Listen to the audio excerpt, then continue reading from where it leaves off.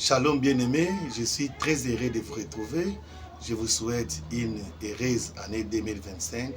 Que la paix et la grâce du Seigneur soient sur vous et sur toutes vos familles.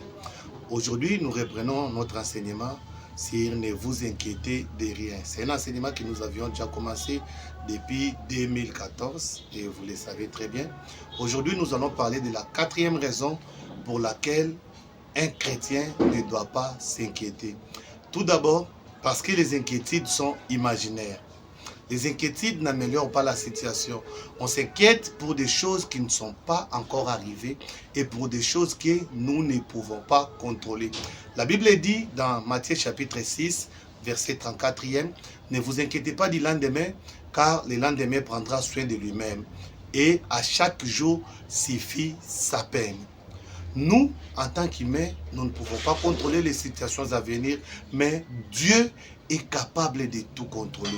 C'est lui le maître des temps et des circonstances et il contrôle toutes choses. Cette situation que nous n'avons aucun moyen de contrôler, Dieu peut la contrôler. Voilà pourquoi un chrétien ne doit pas s'inquiéter parce que sa vie ne dépend pas de lui, sa vie dépend de Dieu. Toute sa vie est entre les mains de Dieu et c'est Dieu qui conduit sa vie, c'est Dieu qui contrôle toutes choses. Mais une deuxième chose, c'est que les inquiétudes sont des épines qui étouffent la foi. Un chrétien est censé marcher par la foi. La Bible dit dans Hébreux 10, verset 38, « Mon juste vivra par la foi. » Et les inquiétudes sont là pour étouffer la foi. Quand on a foi en Dieu, on s'abandonne entre ses mains, on les laisse gérer toutes choses. Et par la foi, nous espérons à des jours meilleurs, nous espérons à un avenir meilleur, car Dieu est avec nous. Souvenez-vous de ce que disait David dans les livres des psaumes.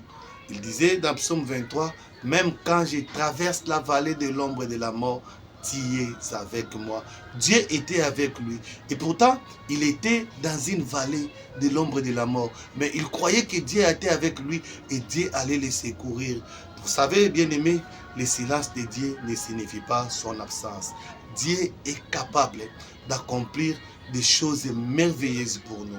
Un jour, il a transporté un esprit Ézéchiel dans la vallée des ossements desséchés. Il lui a posé la question, fils de l'homme, ces os peuvent-ils survivre? Il a dit, Seigneur, je ne le sais pas, mais toi tu le sais. Bien-aimé, Dieu connaît toutes choses.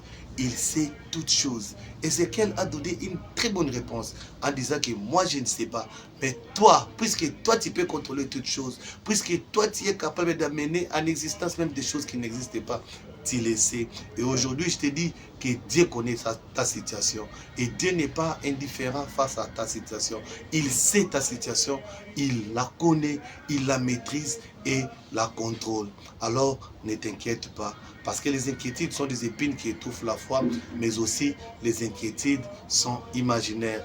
Dieu qui nous a aimés contrôle nos vies et contrôle toutes choses. Voilà pourquoi ne t'inquiète pas là où tu es, crois en Dieu, aie foi en Dieu, ta situation changera.